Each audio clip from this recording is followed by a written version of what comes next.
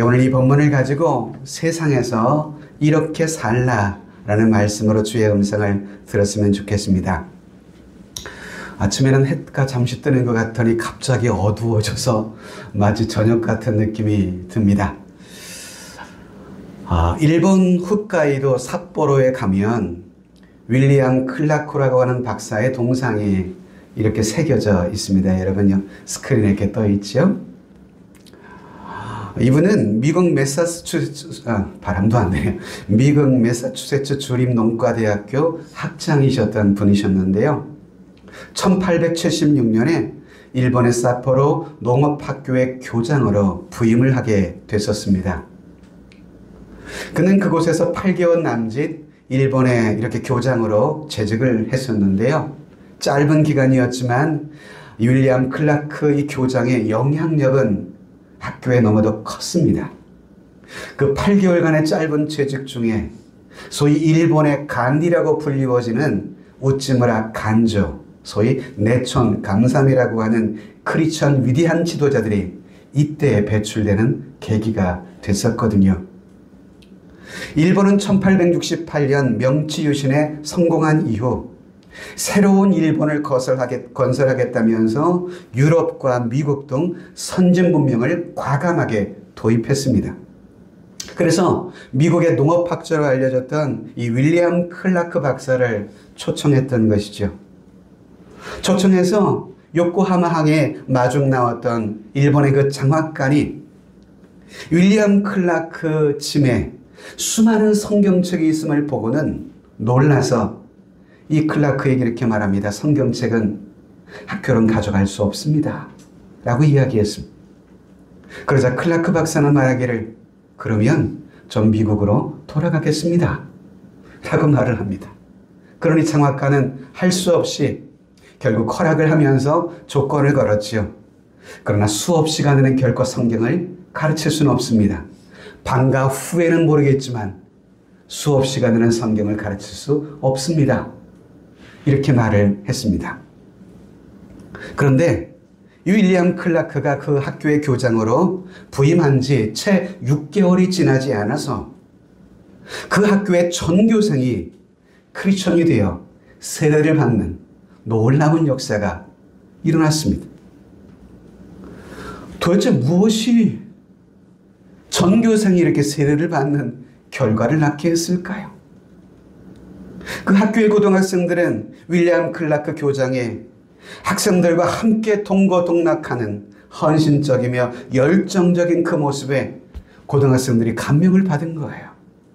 그리고는 그 교장 선생님이 있는 기독교 신앙을 순전하게 받아들였던 것입니다. 그런데 그로 인해서 윌리엄 클라크는 결국 8개월 만에 일본 정부로부터 추방을 당해서 미국으로 돌아가게 된 것이죠. 그런데 윌리엄 클라크는 그 학교를 떠나면서 모인 학생들에게 유명한 고별 설교를 했습니다. 그 고별 설교의 내용이 동상 아래에 있는 내용입니다. Boys, be ambitious. 소위 소년들이여 큰 뜻을 품으라 라는 말이었습니다. 소년들이여 위대한 꿈을 꾸십시오. 이것을 일본의 소년들에게, 청소년들에게 가르쳤어요. 묻습니다, 여러분. 여러분들은 어떤 뜻을 품고 지금 이 땅을 살아가고 있으신가요? 그저 아무 생각 없이 되는 대로 그럭저럭 여러분 시간을 죽이며 살아가고 있나요? 여러분, 성도는 하나님께서 주신 소중한 인생을, 하나님이 주신 거룩한 뜻을 마음에 품고 우린 이 땅을 변화시키며 살아가기를 힘써야만 하는 것입니다. 저는 오늘 그래서 본문의 아브라함의 삶의 모습을 통해서 이 세상을 살아가야 할 성도의 삶의 자세를 통해 교훈을 받기를 원하는 것입니다. 여러분, 우리가 지난주에 계속 이어서 말씀을 보지만 아브라함이 지금 사는 것은 하나님께서 그에게 약속하신 약속의 땅이었습니다. 내가 이 땅을 너에게 주리라. 그런데 그곳에 가보니 그곳엔 이미 가나안의 원주민들이 살고 있었어요. 그들은 아브라함의 가족들에게 때로 위협이 되기도 했던 족속들이었습니다. 그런 이방인들의 틈바구니 속에서 생활해야 됐던 이 가나안에서의 삶, 그 속에서 아브라함은 어떻게 믿음으로 살게 되었을까? 이것이 우리에게 주는 여러분 삶의 교훈이 있지 않을까요? 자, 본문의 배경은 그렇습니다. 주전 2000년 전, 소위 BC 2000년 전 아브라함이 가나안 땅에 도착한 지 얼마 되지 않았던 시기였습니다. 그런데 아브라함이 살고 있는 그 주변의 땅에 시날, 엘라살, 엘람, 고임 이런 북방의 소위 메소포타미아의 4개국이 서로 군사동맹을 맺어가지고 가나안 남방지역, 소위 아브라함이 살고 있던 남방지역이었던 소돔과 고모라, 아드마, 수보임 그리고 벨라라고 하는 5개 지역을 쳐들어온 것입니다. 그리고 쳐들어와서 수많은 사람들을 죽이고 재산과 사람들을 포로로 잡혀가게 됐습니다. 이 전쟁으로 인해서 당시 소돔 땅에 살고 있던 아브라함의 조카였던 롯 역시 그의 모든 재산과 함께 자신과 가족들까지도 다 적국에게 포로로 잡혀가는 그런 사건이 발생한 것이죠. 이 소식을 들었던 아브라함이 어떻게 반응했을까요? 아브라함은 자신의 집에서 훈련시킨 318명의 군사를 일으키고 그리고 아브라함과 동맹을 맺었던 아넬과 에스골, 마므레의 군사들과 함께 쳐들어왔던 메소포타미아의 이 적국을 추격하기 시작합니다. 그리고 야습을 감행합니다. 그래서 적들을 결국 파하고 빼앗겼던 그들의 재물들 그리고 자신의 조카였던 롯과 식솔들, 종들을 다 되찾아오게 됩니다. 그것이 오늘 본문의 내용입니다. 자, 여러분, 아브라함은 가나안 땅에서 이방 민족들의 틈바구니 속에 살고 있던 상황이었잖아요. 그러니 여러분, 아브라함의 가족은 소수에 불과합니다. 그러니 이방인의 땅덩어리 속에서 소수로 살아남는 것 결코 쉬운 일은 아니었을 것입니다. 그럼에도 불구하고 아브라함은 이런 이방 족속들의 틈바구니 속에서 하나님의 택한 백성이라고 하는 이 영적 정체성을 잃어버리지 아니한 채 믿음으로 살아갔습니다. 자, 어떻게 그들의 틈바구니 속에서 자신을 지키고 자신의 가족을 지키며 끝내 약속의 땅 가나안을 결국 차지할 수 있었을까? 그런 아브라함의 삶을 통해서 오늘 우리 성도 또한 이 세상 속에서 어떻게 믿음으로 살아야 할지에 대한 이 아브라함의 삶은 교훈을 주고 있다라고 생각합니다. 그 첫 번째 아브라함의 삶이 주는 교훈은요, 그리스도인은 세상에서 뭐를 길러야 한다고요? 힘을 길러야 합니다. 자, 14절을 보실까요? 아브라함이 그의 조카가 사로잡혔음을 듣고 집에서 길리고 훈련된 자 318명을 거느리고 단까지 쫓아가서 조카 롯이 메소포타미아 북방의 이 군사 적국을 통해서 포로로 잡혀갔다는 소식을 아브라함이 들었어요. 그러자 아브라함은 구출하기 위해서 군사를 동원합니다. 당시 아브라함에게는 집에서 길리고 훈련된 자, 소위 가병이라고 하죠. 집안의 병사, 가병이 무려 318명을 거느리고 있었습니다. 여기서 여러분 중요한 말이 있어요. 아브라함의 집에 있는 병사 이 318명에 대해서 뭐라고 이야기해요? 길리고 훈련된 자라 이렇게 말합니다. 길리고라는 말은 히브리어 얄랏이라는 단어를 쓰고 있는데요. 이 말의 뜻은 낳다, 태어나다 이런 뜻을 가지고 있습니다. 여러분, 길리고라는 단어 속에서 볼 수 있는 318명의 출처가 어떤 사람임을 보게 됩니까? 소위 돈 주고 사온 용병이 아니었다는 거예요. 소위 그 집에서 태어난 자들, 바로 그러한 사람들을 뜻하는 그런 단어인 것이죠. 또 훈련된 자라고 말하죠. 연습시키고 무장된 자를 가리키는 그런 말입니다. 그래서 고대 사회에는 여러분 가병들이 있었잖아요. 우리나라 조선시대에도 여러분 큰 권력을 가진 사람들은 자신의 집에 군사를 따로 여러분 가지고 있는 권력자들도 있었지 않았습니까? 왕정 시대가 되면서 왕이 다 한꺼번에 다 몰수하고 말았지만 예전에 우리나라도 그랬던 적이 있었죠. 고대 부족 국가에선 흔했던 그런 상황이었을 것입니다. 자, 여러분, 근데 여기서 질문이 하나 있어요. 여러분, 아브라함의 이런 모습에 대해서 여러분들은 어떻게 생각하나요? 여러분, 아브라함은 하나님으로부터 어떤 약속을 받았습니까? 창세기 12장 3절에 보니까 너를 축복하는 자에게는 내가 복을 내릴 것이고 너를 저주하는 자에게는 내가 저주하리니. 하나님의 이런 약속을 받은 사람 아닙니까? 하나님이 그와 함께 하시겠다고, 이 땅을 너에게 줄 것이라고 분명히 약속하셨잖아요. 그런데 그랬던 이 아브라함이 스스로 자신을 지키려고 군대를 양성했다? 그것도 318명의 군사들을. 자, 여러분, 이 아브라함의 모습을 어떻게 생각하시나요? 자신을 지키며 도우시리라고 하는 이 하나님의 능력, 하나님의 약속을 자칫 믿지 못한 불신앙은 아닐까요? 왜 군사를 집안에 둡니까? 하나님을 믿는 사람이. 자, 여러분, 아브라함은 분명히 하나님이 그를 지키시고 도우신다는 약속을 분명히 신뢰했던 믿음의 사람입니다. 그러나 그는 그럼에도 불구하고 자신이 해야 할 일들에 대해서는 마땅히 자신의 일들을 감당했던 사람임을 보게 돼요. 그러니 아브라함이 군사를 두었다는 이 사실을 하나님을 믿지 못한 어떤 불신앙의 모습처럼 쉽게 판단하고 여러분 결정해서는 안 될 것 같습니다.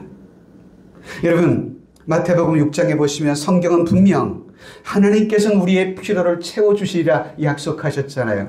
그래서 말하기를 염려하여 이르기를 무엇을 먹을까 마실까 무엇을 입을까 염려하지 말라 말씀하셨잖아요. 그런데 이와 말씀과는 또 다르게 또 다른 성경인 데살로니가 후서에서는 뭐라고 말씀하나요? 우리가 너희와 함께 있을 때에도 너희에게 명하기를 누구든지 일하기 싫으면 뭐 하지도 말라고요? 먹지도 말라고요. 자신의 양식을 위해서 스스로 일할 것에 대해서 말씀하셨어요.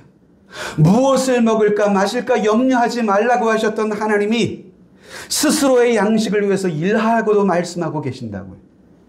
어떻 들으면 모순되는 것처럼 들리는 말씀이지만, 자, 여러분, 개중에 어떤 성도들을 보면 자신이 마땅히 해야 할 그 책임을 회피하면서 모든 것을 하나님이 다 해결해 달라고 하는 그런 믿음을 가진 사람이 있는데요.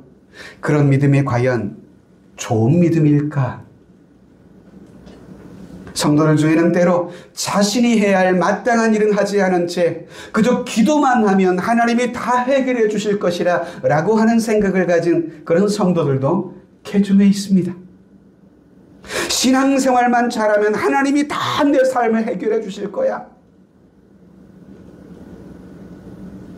절반은 믿음 같고 절반은 마치 미신적 신앙 같고, 저는 이런 믿음은 그렇게 성경적인 바람직한 믿음은 아니라고 봅니다. 자, 여러분, 아브라함은 어떤 믿음을 가진 사람이었어요?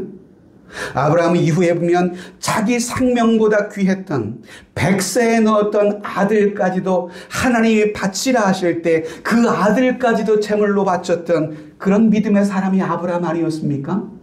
그런 믿음의 사람이었어요. 그런데 그런 그가 자신의 집에 300명이 넘는 병사를 양성해서 힘을 키웠다? 불신자가 많은 세상 속에서 여러분, 성도는 이 세상의 공격을 이기기 위해 우리 또한 세상을 이길 영적인 힘이 필요합니다. 이 힘을 길러야 돼요. 하나님이 내가 경험하는 모든 시련과 고난들, 대적들을 다 파해 주시겠지. 물론 그것도 분명한 믿음이긴 하지만 아브라함의 삶을 통해 주시는 교훈은 우리 또한 대적을 이길 힘을 우리 또한 키워야 한다는 거예요. 이것이 불신앙의 모습은 아닌 것입니다. 그래서 잠언서 24장에 보면 지혜로운 자에 대해서 뭐라고 말하나요? 지혜 있는 자는 강하고 지식 있는 자는 무엇을 더한다고요? 힘을 더한다고요. 그게 지혜 있는 사람이에요. 그러니 불신자들 틈바구니 속에서 그들에게 정복당하지 않으려면 우린 주님의 백성답게 이 땅을 살아가야 할 힘을 키워야 되는 거예요. 할렐루야. 힘을 키워야 돼요. 힘을. 여러분, 우리가 부모로서 우리의 자녀들에게 열심히 공부하라고 말하잖아요. 왜요? 그래야 좋은 대학교 갈 수 있고. 왜 좋은 대학을 가야 합니까? 좋은 직장을 가기 위함이죠. 왜 좋은 직장을 가야 합니까? 이후에 좋은 배우자를 만나고 재정적으로 어려움 당하지 않고 행복한 가정과 삶을 이어가길 바라는 부모의 바람 때문, 바로 그것 아니겠습니까?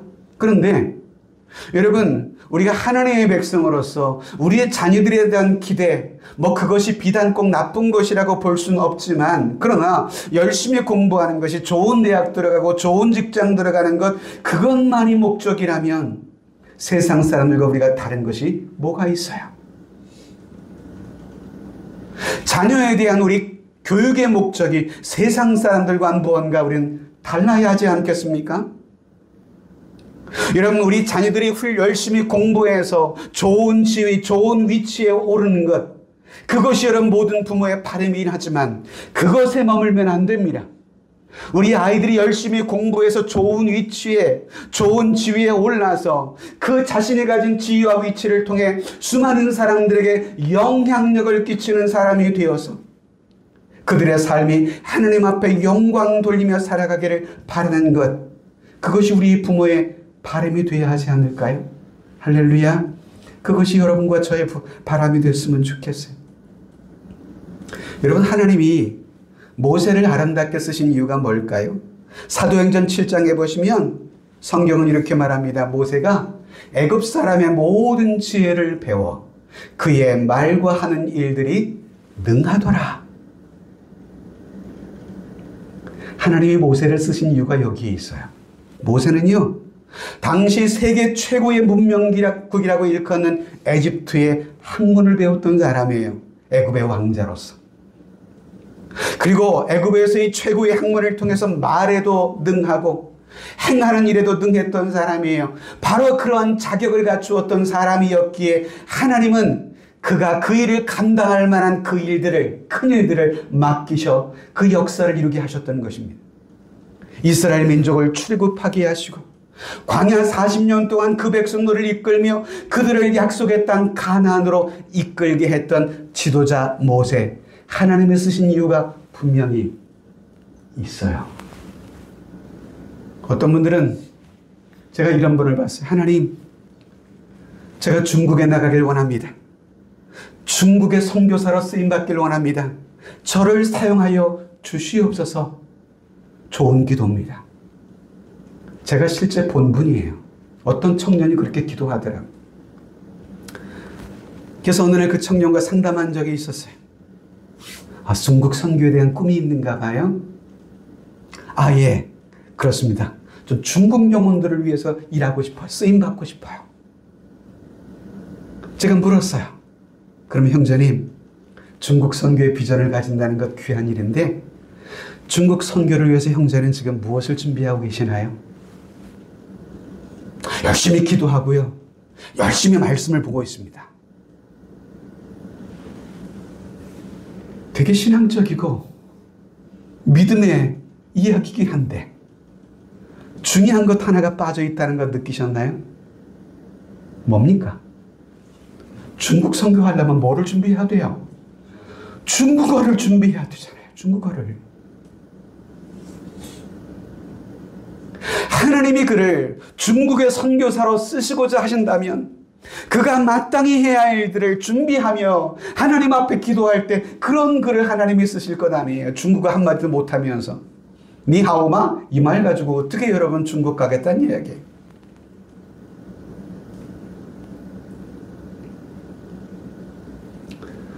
그렇습니다. 여러분, 하나님께 쓰임받기를 참으로 원한다면 아브라함처럼 우리도 힘을 길러야 돼요.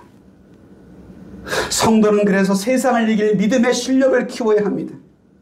교회도요, 하나님 앞에 쓰임받는 교회가 되기를 원한다면 교회도요, 영적인 힘을 길러야 합니다. 성도 여러분, 저와 여러분 모두가, 여러분 각자가 믿음의 실력, 믿음의 힘을 기르는 그런 새해가 되었으면 좋겠습니다. 할렐루야. 두 번째는요, 아브라함은 이웃과 협력과 우호 관계를 유지하며 살았습니다. 여러분, 우리 이웃은 두 부류가 있잖아요. 한 부류는 먼저는 믿음의 형제들이 있을 수 있고요. 또 다른 한 부류는 믿지 않는 불신자의 이웃들도 있습니다. 자, 아브라함을 보실까요? 아브라함은 사실 자신의 친족이었던 조카 롯과는 공동 운명차라는 것을 분명히 했습니다.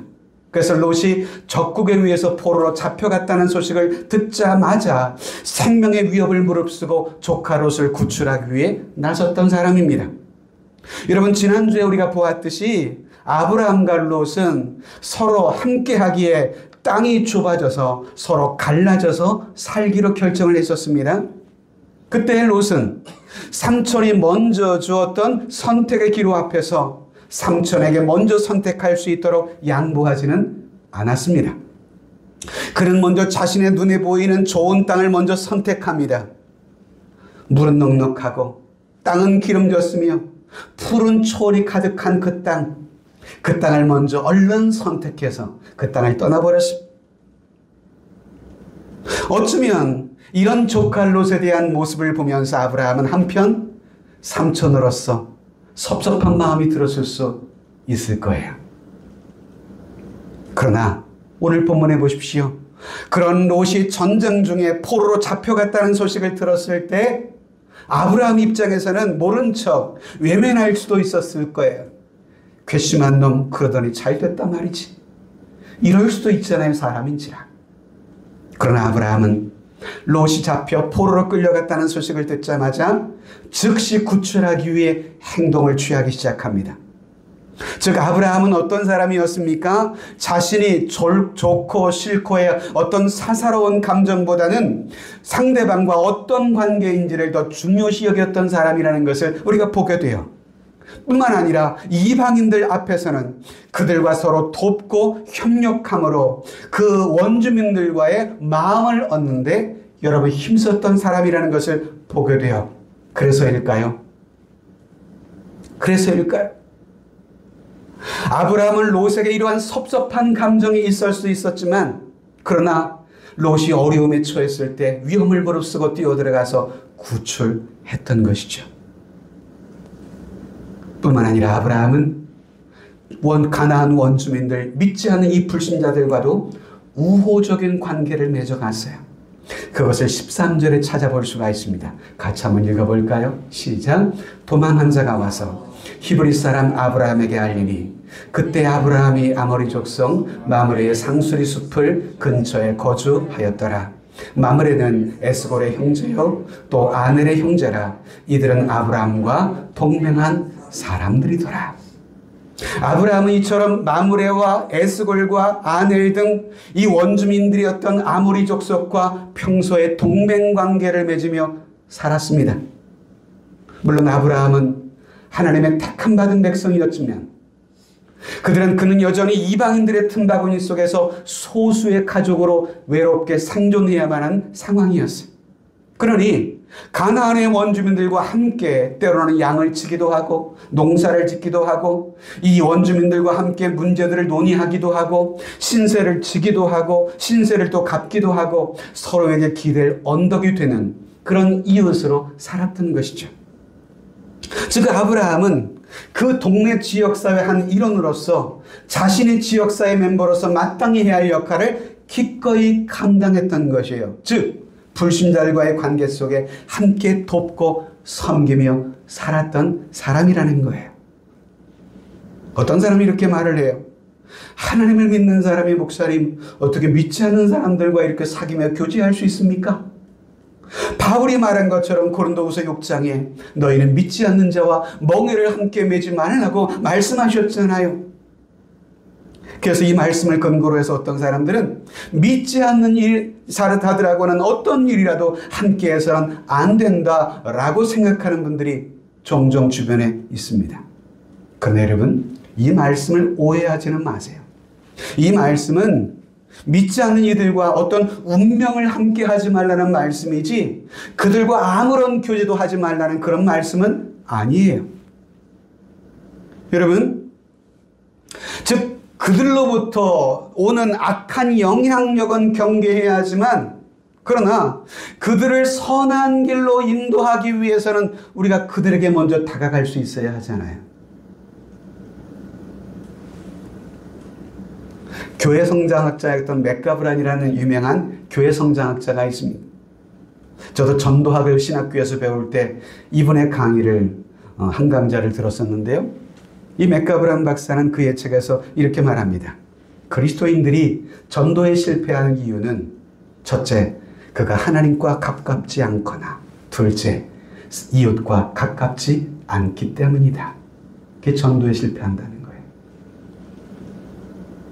여러분, 나의 이웃들에게 내가 먼저 다가가지 않으면 그 이웃들을 주님에게로 인도할 기회를 우리는 얻지 못하게 되잖아요. 그래서 고린도전서 5장에 보시면 바울은 이렇게 말을 합니다. 내가 너희에게 쓴 편지에 음행하는 자들을 사귀지 말라 하였거니와, 이 말을 오해하는 사람들이 고린도 교회에 있었던 것 같아요. 이 말은 이 세상에 음행하는 자들이나 탐하는 자들이나 속여 빼앗는 자들이나 우상 숭배하는 자들을 도무지 사귀지 말라 하는 것이 아니니, 만일 그리하려면 우리는 어떻게 살아야 한다고요? 세상 밖으로 나가서 홀로 외톨이처럼 무인도에 살아야 될 것이라. 그리고 이어지는 11절에 보면 이제 내가 너희에게 쓴 것은 만일 어떤 형제나 일컫는 자가 음행하거나 탐욕을 부리거나 우상숭배를 하거나 모욕하거나 술 취하거나 속여 빼앗거든 사귀지도 말고 그런 자와는 함께 먹지도 말라 함이라. 믿음이 다르다고 해서 그들과 아무 교류도 하지 말라는 말씀은 아닌 것입니다. 불신자들이 가지고 있는 그들의 삶의 세속화의 위험성을 경계하라는 그런 말씀인 것이죠. 여러분, 그러니 그리스도인들은 성도들끼리만 교회 안에서의 교제를 한정하는 것은 바람직한 모습은 아닙니다. 우리는 여러분, 이웃들을 주님 앞으로 인도하기 위해서 의도적일지라도 이웃에게 다가가야만 합니다. 그 다가가는 첫 번째 발걸음 여러분들에게 말씀드립니다. 엘리베이터 쑥스럽지만 이웃을 만나면 먼저 인사해 보시면 좋겠습니다. 여러분 어떻게 하세요?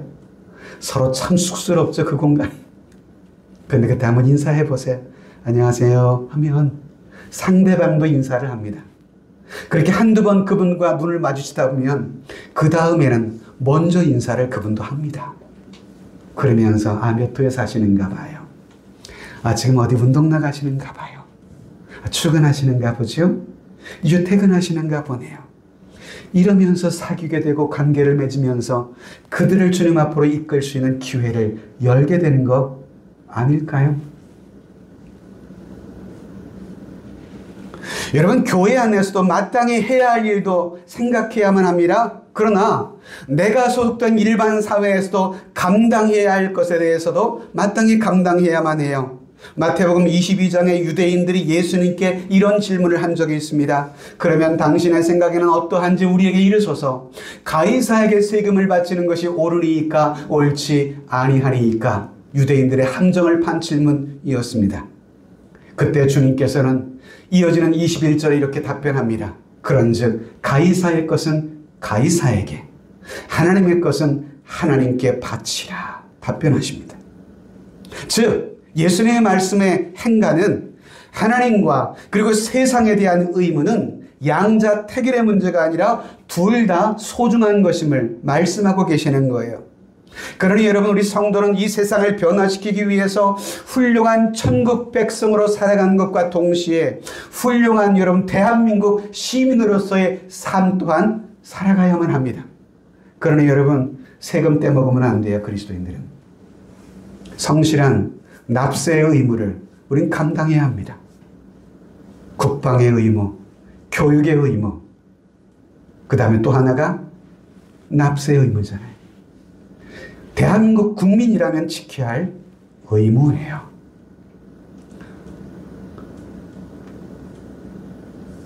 마지막으로 한 가지만 더 말씀을 보면 아브라함은요, 무엇보다 하나님과의 교제를 우선했던 사람입니다. 아브라함이 이처럼 메소포타미아 동맹국을 물리친 후에 롯과 소돔 지역의 포로된 자들을 구출하고 돌아오는데요. 그렇게 포로를 다 구출해서 돌아오던 이 아브라함을 먼저 맞이했던 사람이 있었습니다. 그는 바로 소돔의 왕이었습니다. 17절에 보시면 아브라함이 그돌라오멜과 그와 함께한 왕들을 쳐부수고 돌아올 때에 소돔 왕이 사회 골짜기 곧 왕의 골짜기로 나와 그를 영접하였고, 그리고 뒤를 이어서 살렘 왕이었던 멜기세덱이 떡과 포도주를 가지고 나와서 그 아브라함을 18절 20절에 맞이하게 됩니다. 분명 승리하고 돌아오는 아브라함을 먼저 맞이한 사람은 소돔의 왕이었어요.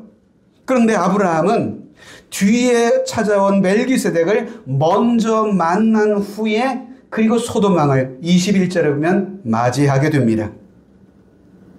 여러분, 멜기세덱이 누구였기에 소돔 왕보다 이후에 왔던 이 멜기세덱을 먼저 아브라함은 접견했을까요? 18절에 보면 멜기세덱에 대해서 이렇게 말합니다. 살렘 왕 멜기세덱이 떡과 포도주를 가지고 나왔으니 그는 지극히 높으신 하나님의 제사장이었다.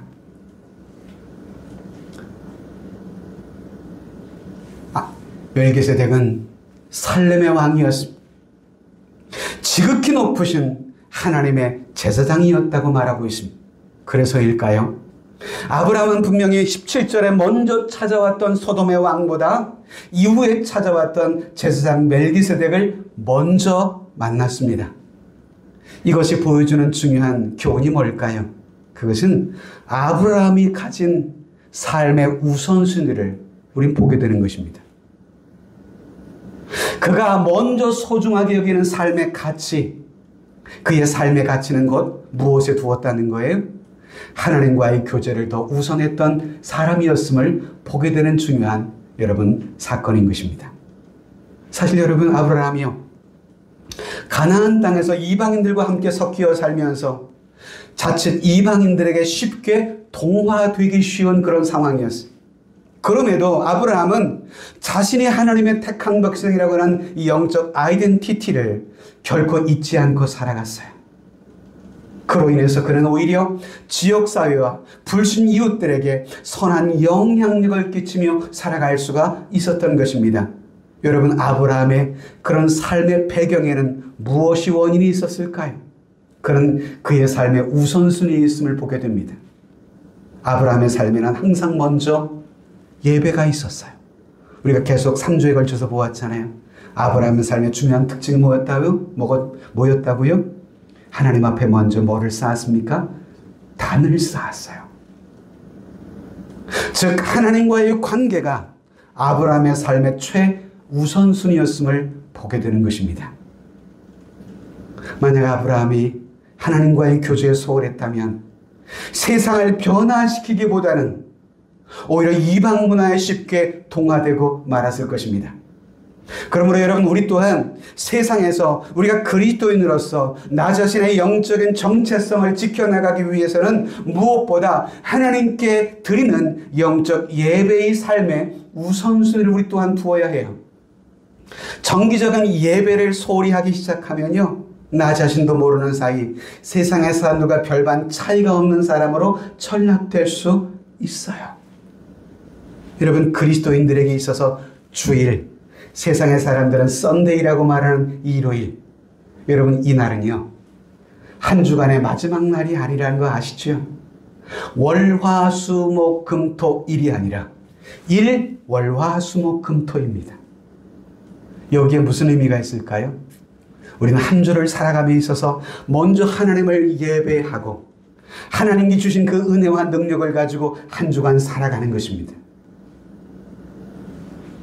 주일이 내 삶의 우선순위가 되어야 한다는 말이죠. 그래서 많은 믿음의 선배들이 말합니다. 주일의 예배의 실패는 한 주간의 삶의 실패로 이어질 수 있음을. 1960년대 호켄타이크라고 하는 미국의 유명한 신학자가 있었어요. 이분이 쓴 책에서 하나님의 선교 미시오 데이라고 하는 책을 써서 많은 신학생들에게 영향을 끼친 책이기도 했는데요. 이 호켄다이크라는 신학자는 이런 주장을 합니다. 이제 교회는 모이는 교회로서의 기능만이 아니라 세상 속으로 흩어지는 교회가 되어야 한다. 이것을 주장하기 시작했습니다. 당시 미국 교회는 호켄타이크의 이런 주장을 귀 기울이기 시작했습니다. 그래서 이후에는 교회가 모이는 일보다 세상 속에 흩어지는 일에 힘썼는데요. 자, 그런데 그 후에 미국 교회에 나타난 결과가 주목받기 시작했습니다. 사람들이 이처럼 세상에 흩어지는 것에 여러분 이렇게 우선순위를 두다 보니까 흩어진 그들이 이후에 다시금 교회로 돌아오지 않는 사태가 벌어지기 시작했어요. 그래서 미국 교회에 나타난 결과가 결국 뭐예요? 결국 교회로 돌아오지 않더라는 거예요. 흩어지려고 해도 흩어진 사람조차 교회는 이제 없어지고 말았습니다. 제가 2000년대 초반에 크리스탈 처치라고 하는 유명한 수정교회 있잖아요. 로버트 슐러 목사님이 사역했던 교회. 정말 아름답게 전하셨어요.